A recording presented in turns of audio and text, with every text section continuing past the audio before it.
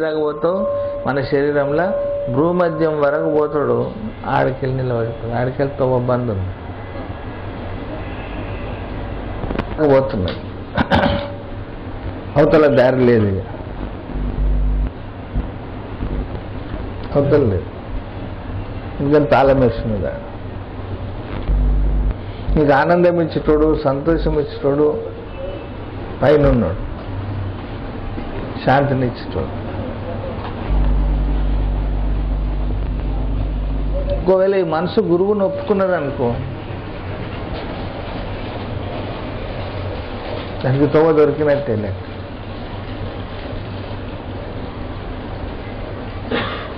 గురువు తాళం తీస్తాడు, తాళం చేయి గురువు దగ్గర ఉంటుంది అంటారు. మనం వింటాం ఈ శబ్దం, తాళం చేయి గురువు దగ్గర ఉంటుంది అంటారు. ఏం తాళాలు ఉంది? తాళాలు కనిపిస్తున్నాయి ఇక్కడ, తాళాలు కనిపిస్తలేవు కదా. కానీ తాళం చేయి గురువు దగ్గర ఉంది.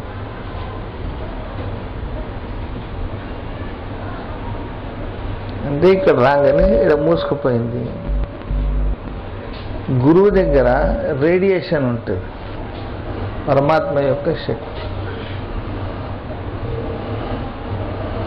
ఆ శక్తితోని గురువు మధ్యంలో స్పర్శ ఇస్తాడు. భూమధ్యం స్పర్శ ఇస్తే ఇక్కడ నుంచి కుళ్ళ అయిపోతుంది. జాయింట్ ఏదైతే ఉండేనో ఇక్కడ ఇది కుళ్ళ అయిపోతుంది. ఇక్కడి నుంచి అప్పుడు రెండు కళ్ళు మోయంగానే భూమధ్యంలో మనసు నిలబడుతుంది. ఈ రెండు కనుబొమ్మల మధ్య ఎక్కడుంది భూమధ్యం? ఈ రెండు కనుబొమ్మలకు మధ్యన భూమధ్యం ఉంది. ఇప్పుడు తవ్వ కుళ్ళ అయింది. ఇప్పుడు పరమాత్మ దగ్గరికి దారి ఏర్పడ్డది, ఇక నడవాలి. ఆ తొవ్వేసంటిది బినా పావన్ కా పంత్ హే, కాళ్ళతో నడిచిపోయే తొవ్వ కాదు అది. కానీ నడవాలి జరూరు. ఎట్లా నడుస్తావు? కాళ్ళతో నడవద్దంటారు, నడవమంటే ఎట్లా నడుస్తావు? అజబుంది. అంటే మనస్సు నీడు ఏకాగ్రం చేస్తే దానంతట అదే పైకి పోతుంది. దాని కాళ్ళు అవసరం లేదా. పరమాత్మ పైనుంచి గుంజుతాడు. మన ప్రయత్నం పనిచేయదు. మన ప్రయత్నం శరణాగతి అవ్వడమే. మన ప్రయత్నం ఇంతవరకే. భగవంతా నేను నీకు సరెండర్ అయినా, నీ ఇష్టం ఎట్లుంటే అట్లనే జరగాలి.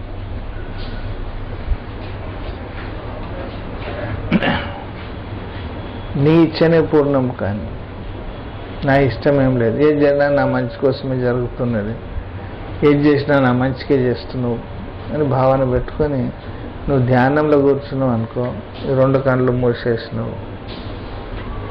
ఇప్పటిదాకా పూజలు చేసి రెండు కళ్ళు తెరిచి చేసినాం, పూలతో చేసినాం, ఉద్బత్తీలు ముట్టించినాం, దీపాలు ముట్టించినాం. ఇప్పుడు దీపం దానంతట అదే వెలుగుతుంది. ఇక్కడ భూమధ్యంలో నీకు జ్యోతి దర్శనం అవుతుంది. దీపంతో ఉంటుంది. ఒత్తి ముట్టిస్తే దీపం వెలుగుతుంది. కానీ ఇక్కడ ఉన్న దీపానికి ఒత్తి, నూనె, ఈ చిప్పలు గిప్పలు ఏముండయి. నూనె ఒత్తి లేకుంటేనే వెలుగుతుంటుంది జ్యోతి. ఇప్పుడు బయటి జ్యోతికి దీనికి ఎంత ఫరక్ ఉన్నది? కొందరు అఖండ జ్యోతి పెడతారు. అఖండ జ్యోతి అంటే నూనె పోసి దాన్ని ఆరనీయరు. 24 గంటలు అది వెలుగుతూనే ఉంటుంది. దాన్ని నూనె చూసి కవర్ చేస్తుంటారు. ఇన్ని చేసినా కూడా ఏమైతలేదు.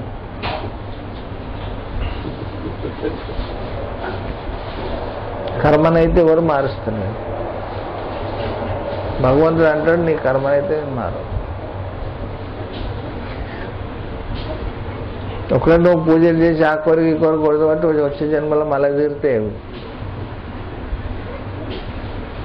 కానీ ఇవన్నీ ఉన్నా కూడా మనిషి నిమ్మడంగా లేడు.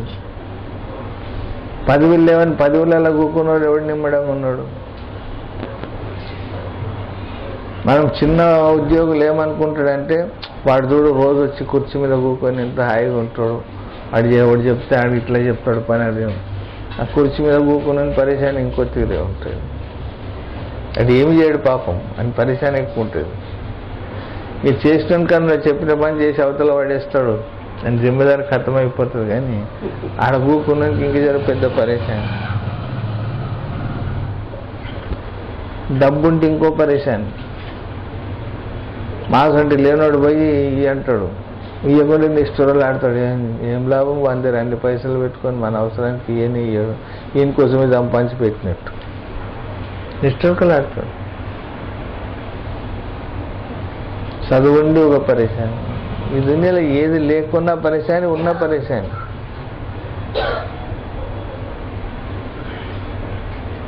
ఈ పరిశాని దూరం అవుతలేదు. ఎన్నో చేస్తున్నాం. కానీ ఈ మనసులో పరమాత్మని పెట్టుకుంటే సమస్యలు దూరం అవుతాయి. ధ్యానం చేయి, 2 కళ్ళు మూసుకొని ఇక్కడ ప్రయాణం స్టార్ట్ అయిపోయింది. సంకల్ప సిద్ధి వస్తుంది. ఒకవేళ నువ్వు నీ వృత్తిలా కనుక పరమాత్మ ప్రకటిస్తే, నీ మనసులో పరమాత్మ ప్రకటిస్తే, ఆయన అనుగ్రహం కనుక అయిందనుకో, నీకు శాంతి దొరుకుతుంది, ఆనందం దొరుకుతుంది, జ్ఞానం దొరుకుతుంది. గురు జ్ఞానం ఏమిటో తెలియదు. గరీబ్ అని ఉండవు నువ్వు. పేదరికం నేను ఎంటాడది. నువ్వు కారంతో తిన్నా సరే నువ్వు ధనవంతునివే. పేదరికంలో ఉన్నా సరే నిన్ను పరేషాన్లో పడనీయదు. ఆ పూటకు తిన్నా సరే.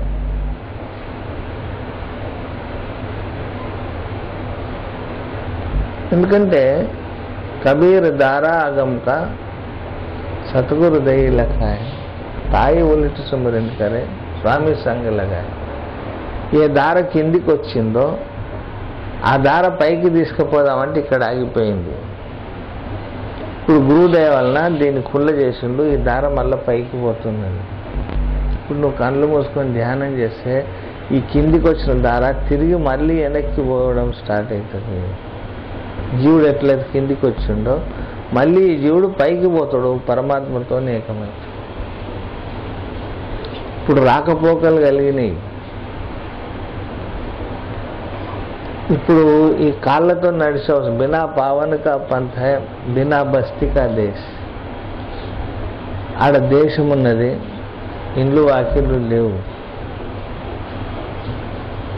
నేను అడిగి తీసుకుపోతుంది అది.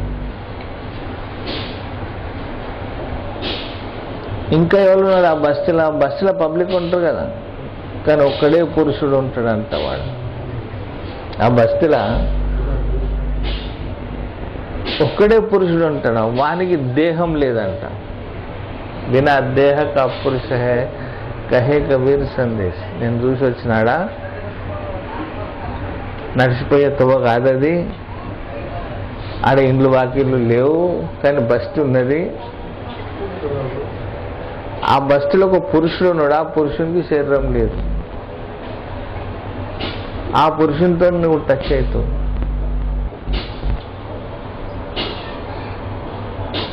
ఆ పురుషునితో టచ్ అవుతావు.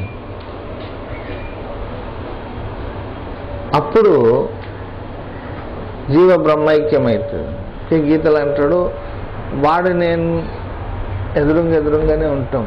నన్ను ఇడిచి వాడు లేడు, వాడిని ఇడిచి నేను లేను. శబ్దం ప్రకటిస్తుందో శబ్దం నీ సుట్టు అయిపోతుంది. జీవ బ్రహ్మైక్యం.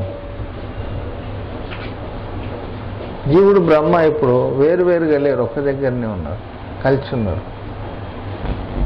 అజ్ఞాన దశలో కూడా కలిసి ఉన్నారు, కానీ వేరే వేరే కొట్టిళ్ళల్లో ఉన్నారు. ఒకటే ఇల్లు బట్ 2 పార్టీషన్లు ఉండే, ఒక పార్టీషన్లో జీవుడు ఉంటుండే, ఒక పార్టీషన్లో దేవుడు ఉంటుండే. ఇప్పుడు జీవుడు దేవుడు ఒక్క దగ్గరనే ఉన్నారు కలిసి. పెళ్లి కాకముందు పిల్లగాడు వేరే వేరే ఉందరు, ఇప్పుడు పెళ్లి అయినా ఒకటే రూమ్లో ఉంటున్నారు కదా.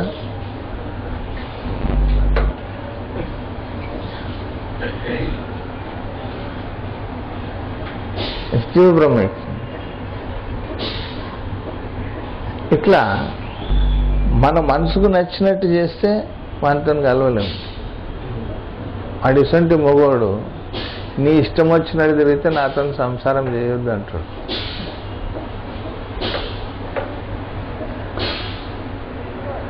అండ్ సైకాలజిస్ట్ అంటే నీ ఇష్టం వచ్చినట్టు తిరిగితే నా రూమ్లోకి రావద్దు, బర్కాస్. నువ్వు నీ ఇష్టం వచ్చినట్టు తిరిగి. అందుకే జీవునికి మన ఆడపిల్లలకు కూడా ఏమవుతాయి, ట్రైనింగ్ ఇచ్చి పంపిస్తాం. నీ మొగడు చెప్పినట్టు నువ్వు, అత్తమామ చెప్పినట్టు నువ్వు చేసినట్టు చేసుకో, సంసారం మంచిగా చేసుకో, 4 రోజులు ఒప్పిక పట్టుకో, మొత్తం నీ చేతికి వచ్చేస్తే కాలం చేయాలి. రాదా?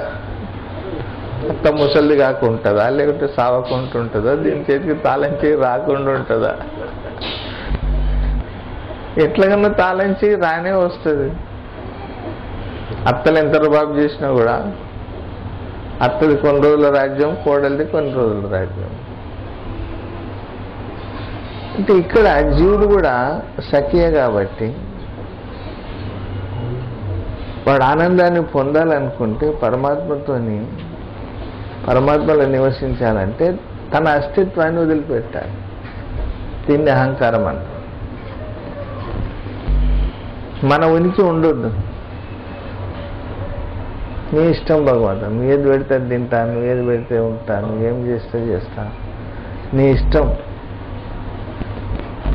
నేను వీడిని తిట్టా, ఇది ఇయ్యలేదని, వాడిని కొట్టావు, అది ఇయ్యలేదని, నువ్వేది అడిగినా నీ మీదనే అడుగుతా, అడిగినా నిన్నే అడుగుతుందన్నా.